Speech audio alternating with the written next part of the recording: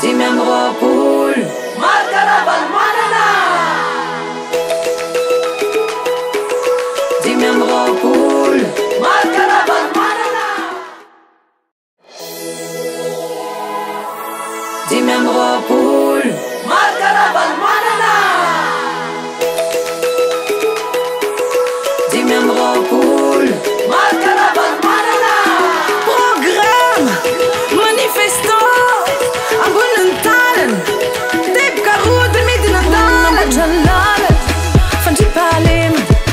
sakafo sy fampianarana voly sy fiompiana fahasalamana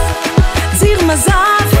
teknôlôjia asa sy rano fisotro madio fialamboly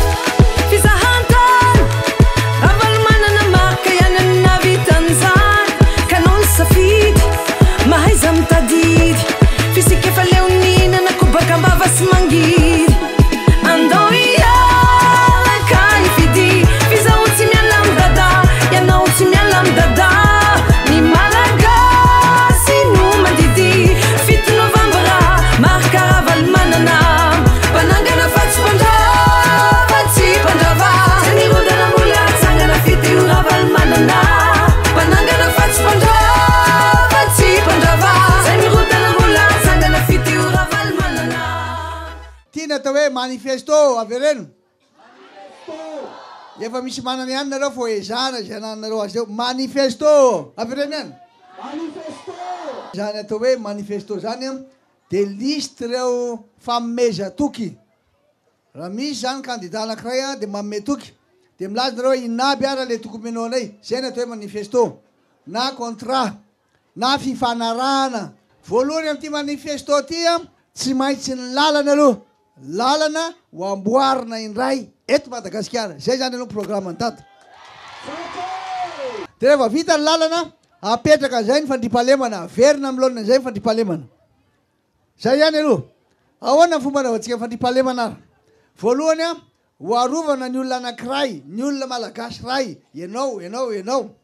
sy ny fanananao ny fitsarana ny tena tsy maintsy apetraka tsara mba hitsara marina zay zany tsy maintsy apetraka ny fitsarana mba hitsara marina ary ametraka fitaovana faran'izay moderna ohatra ny tony caméra tony hijery